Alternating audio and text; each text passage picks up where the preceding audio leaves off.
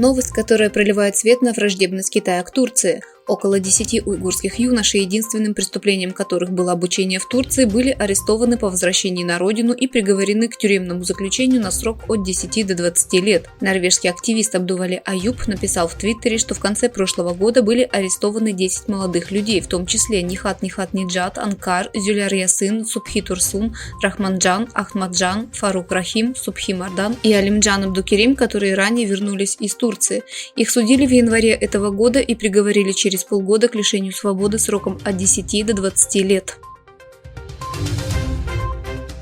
Семьи уйгурских турок, находящихся в концентрационных лагерях и тюрьмах, которые являются частью репрессивной системы Китая, продолжают поиски своих родных. Нефисе Огус, молодая уйгурская турчанка, на этот раз обратилась к тюркскому миру от имени своего дяди Алима Абдулкерима, о котором ничего не было слышно в течение 6 лет. Несколько лет спустя стало известно, что Алим Абдулкерим, дядя Нефисе Огус, студентки факультета журналистики Стамбульского университета и активистки уйгурских турок, был задержан в своем доме в городе Урумчи, Восточном Туркестане, в 2017 году и содержался в тюрьме в городе Корла.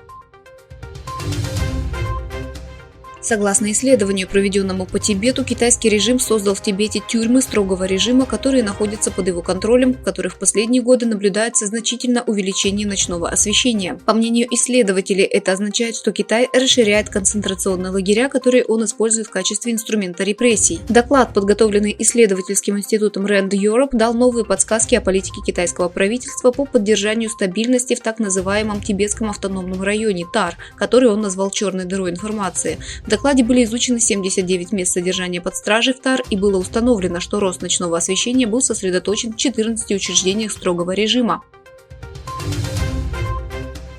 Китай опирается на ЮНЕСКО для продвижения своей культурной дипломатии и проецирования своей мягкой силы, затмевая различное культурное наследие других стран.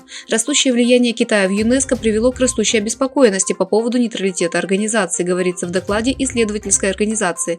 Влияние Китая ставит под угрозу целостность процессов принятия решений в ЮНЕСКО, и растет критика по поводу потенциальной предвзятости и продвижения политических интересов. Китай внес ошеломляющие $65 миллионов, что делает его крупнейшим вкладчиком в годовой бюджет ЮНЕСКО.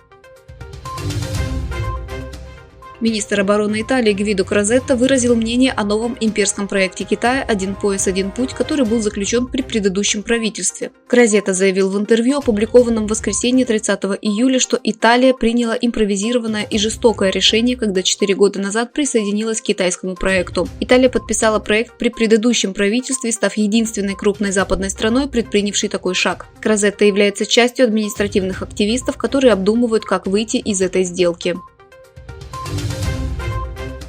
В то время как 11 человек погибли из-за проливных дождей, затронувших столицу Китая Пекин, поиски 27 пропавших без вести продолжаются. На сегодняшний день 44 673 человека пострадали от неблагоприятных погодных условий в 13 регионах столицы, в то время как в Пекине 127 тысяч человек были эвакуированы в безопасные места.